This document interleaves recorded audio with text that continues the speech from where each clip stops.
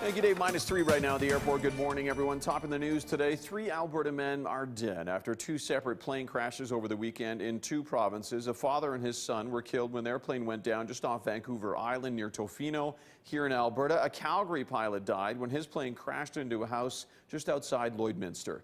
Pilot Bill Lowe's had just dropped off country music star George Canyon and George's tour manager for a show in Lloydminster Saturday night. Lowe's then took off for High River, but he never made it. His Cessna slamming into the ground shortly after takeoff, sliding into a house near the airport.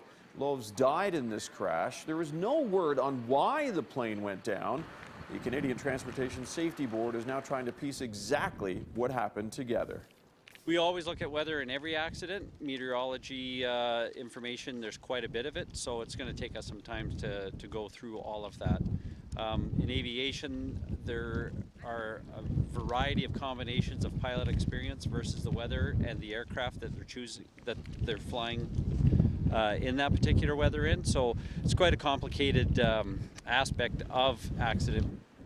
A woman living in the house near Lloydminster's airport is okay. Meantime, the small town of Picture Butte is mourning the loss of a father and son whose plane went down just outside of Tofino. 25-year-old Mike Vandenberg, you see him on the right there, and his 51-year-old father, Jury, both took off together from Lethbridge on Saturday.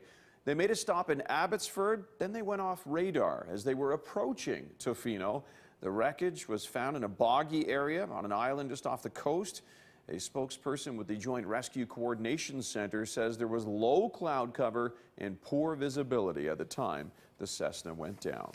Mounties are investigating now after a bullet was fired at a home in the Indus area just south and east of Calgary. Strathmore RCMP were called to the home on Saturday afternoon. Police say a bullet went into the home, just missing someone inside.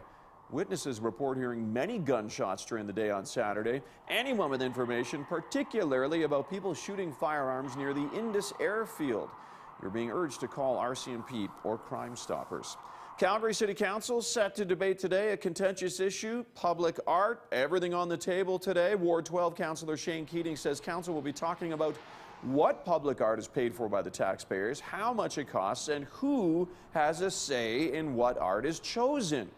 Keating hopes in the future Calgarians will have more input on public art, especially after the recent traveling light controversy. That's, of course, the Big Blue Ring near the Calgary airport. Right now, 1% of a construction project's budget is dedicated to public art. Is the fact that we're listening to Calgarians and we're saying, we've heard what you've said about the public art policy.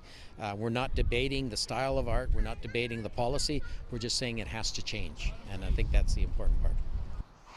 City administration will listen to what council has to say today, then they'll be coming back with recommendations in spring.